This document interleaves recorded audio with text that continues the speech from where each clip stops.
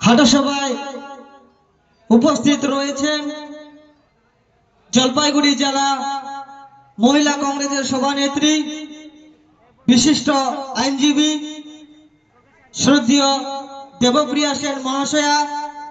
এখানে উপস্থিত রয়েছেন আমাদের 18 রাজগঞ্জ বিধানসভা কেন্দ্রের জাতীয় কংগ্রেস প্রার্থী তুষার কান্তি রায় মহাশয়।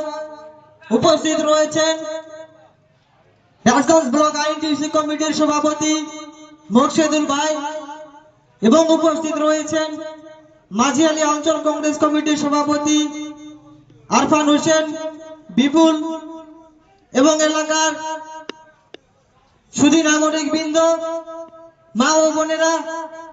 এই মাইক্রোফোনের আওয়াজ যতদূর পর্যন্ত যায় সবাইকে আমার তরফ থেকে আন্তরিক অভিনন্দন, নমস্কার ও সালাম জানাই। আজকে একটি নির্বাচনের সন্ধিক্ষণে আমরা এসে উপস্থিত হয়েছি। আপনারা সকলে জানেন দিন ফুরলেই আসন্ন বিধানসভা নির্বাচন। আমরা যারা গণতন্ত্র প্রেমী মানুষ, সুষ্ঠু গণতন্ত্রে বিশ্বাসী, আমরা মনে করি নির্বাচন গণতন্ত্রের সবথেকে বড় উৎসব। আমরা সবাই মিলে একসাথে এই গণতন্ত্রের সবথেকে বড় উৎসবে সামিল হয়ে আগামীর সরকার নির্বাচিত করি। আগামী 5 বছরে আমাদের জন্য কারা নীতি নির্ধারণ করবেন, কারা আমাদের শাসন কার্য পরিচালনা করবেন সেটাকে ঠিক করি। কিন্তু এবারের নির্বাচন একটু ভিন্ন ধরনের নির্বাচন। বন্ধুগণ, আপনাদের মনে রাখতে হবে এবারের লড়াই শুধু কোনো সরকার পরিবর্তনের নির্বাচন নয়। এবারের নির্বাচন কোন রাজনৈতিক দলকে ক্ষমতায় বসানো বা ক্ষমতায় থেকে উখড়ে ফেলার নির্বাচন নয়।